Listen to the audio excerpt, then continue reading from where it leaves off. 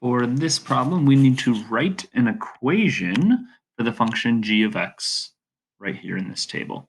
So in order to write an equation, I need to make sure first that this function is linear, which means that it has a slope and it has a y-intercept. So as I look at this table, let's first look for a y-intercept. We know that occurs when x is 0 and y is something. So if I look in the x column here, I see an input of 0. That tells me that the y-intercept is this point at 0, 4. All right, that's important.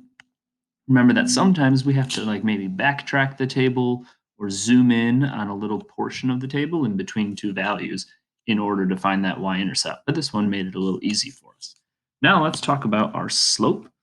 Let's look at how g of x, the outputs, are changing based on how the inputs are changing.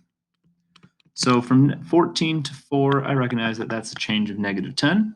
4 to -6 is also -10. And it looks like I found a pattern here. The y values, or the change in the g of x values, change in y or change in g of x, is -10.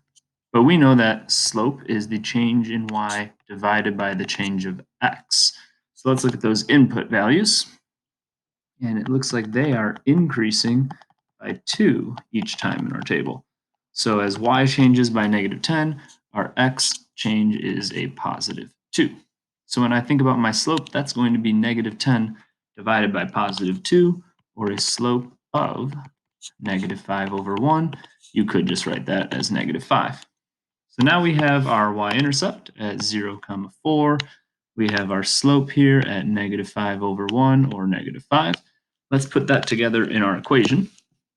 Now we know that we usually fit this form y equals mx plus b, but in this case we don't have y, we have g of x. So we'll type or write g of x equals, and then our slope, -5 in this case, times x plus our y-intercept value, which is 4. So I can pop that 4 in there.